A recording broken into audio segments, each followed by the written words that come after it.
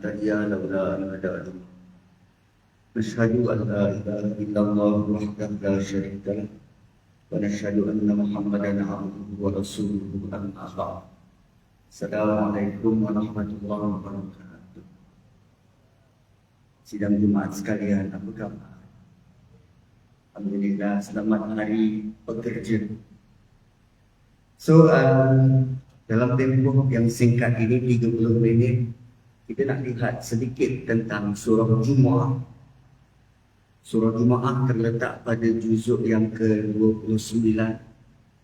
Dia salah satu surah daripada surah-surah musabbihat, surah yang dimulakan dengan tasbih. Surah yang dimulakan dengan tasbih. So, okey ke? So, dia bermula daripada surah Isra' di tengah-tengah, surah Isra' di tengah-tengah, dan diakhiri pada juzuk yang ke-30 nanti suratul A'la. Suratul A'la. Mula dengan Subhan dan diakhiri dengan Sabbih.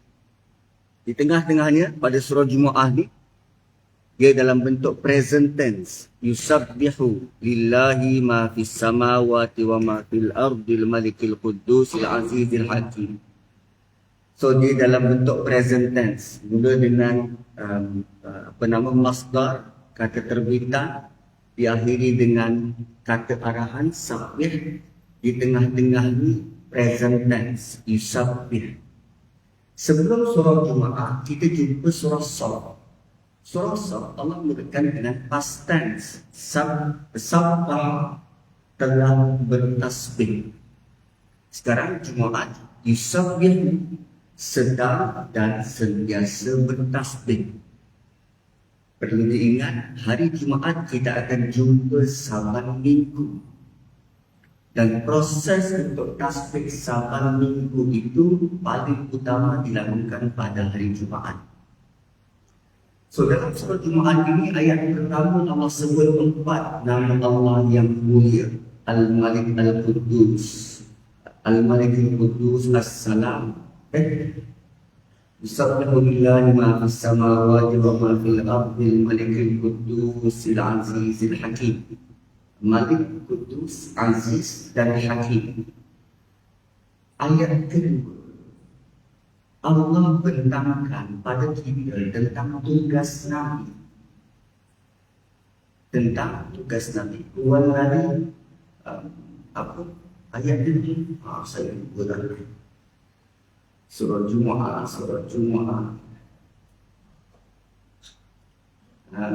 sekejap ya, sekejap. Macam hati, yes. Okay, surah Jumu'ah. Walladhi ba'atha bil ummiyina rasulan minhum yatslu 'alaihim ayatihi. Itu tugas pertama. Yatslu 'alaihim ayatihi. Tugas Nabi, bacakan ayat-ayat dia. Sampaikan ayat-ayat Quran. Kemudian wayuzakkihim, sucikan mereka dengan ayat-ayat Quran. Wa yu'allimuhumul kitab, dan dia ajar pula tentang peraturan, wal hikmah, dan kebijaksanaan. Ajar dengan tepat, dengan sesuai waktu yang sesuai, cara yang sesuai, masa yang sesuai.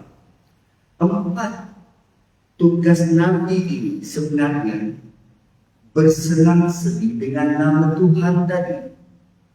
Apa tadi 4 nama Tuhan? Al-Malik, Al-Quddus, Al-Aziz, Al-Hakim. Al-Malik ialah kerajaan, kekuasaan. Tanpa kekuasaan Tuhan, ayat-ayat Quran. Ayat ini perlu dibacakan kepada manusia. Yang seluruh alaihim ayat perlu dibacakan. Kemudian Al-Quddus, Quddusnya suci, bersih. Di bawah Allah kata wal-zakihim. Dengan baca ayat Quran, jiwa mereka boleh menjadi suci, bersih, selalu dengan nama Tuhan Al-Quddus. Kemudian Al-Aziz, Aziz ini berkuasa, tak ada pihak yang boleh mengumpuli kuasa Tuhan. Dan selalu kuasa ini ditegakkan dengan undang-undang. Maka apa yang Nabi ajari lah, wa yu'allimuhumul kitab, dia mengajarkan kita peraturan undang-undang. Di ujungnya hakim, di bawahnya hikmah. Rupanya tuan-tuan, surah Jumaat, 2 ayat pertama, apa yang kita laksanakan dengan khutbah Jumaat, kita bacakan Quran, kita ajar manusia, beri peringatan, itu semuanya secara tak langsung kita sedang melaksanakan nama-nama Tuhan yang agung dalam surah Jumaat. Itu poin pertama. Poin kedua, kalau begitulah bentuknya, maka kita perlu melihat hari Jumaat ini hari yang sangat istimewa. Tak pernah lagi kita lihat pihak masjid maupun surau atau surau Jumaat hantar surat jemputan kepada penduduk dekat sekitar, minggu ini tidak ada semayang Jumaat, kau datang. Tak ada. Setiap lelaki mukallaf tergerak hati dia untuk pergi sembahyang Jumaat, dan mereka tahu pada waktu zuhur, tuan-tuan, masjid tak pernah buat makan-makan selepas solat Jumaat untuk ramaikan jemaah. Tak. Manusia tergerak hati untuk sampai dan datang ke sini. Kenapa? Kerana dalam surah Jumaat Allah kata, "Huwallazi ya ayyuhalladzina amanu idza nudiya lis-salati min yaumil jumu'ah fas'au ila dzikrillah." Orang yang datang ni, walau apapun bentuk niatnya, Allah kira dia sebagai dia datang untuk ingat Tuhan. Walaupun mungkin kat luar sana, kalau kat Masjid Negara, dekat luar tu ada orang jual-jual cendol, ada nasi biryani, ada nasi Arab. Sebelum masuk dia kena dulu cendol. Masuk dalam surat dan itu. Walaupun begitu, Allah ikhtiar dia sebagai fas'al ila dzikrillah. Dia datang untuk ingat Tuhan. Walaupun mungkin masjid itu kita tak pernah kenal tu dia orang kuasa dia. Singgah solat Jumaat. Dan kerana itu, cara teknik untuk sampaikan peringatan perlu diperhalusi.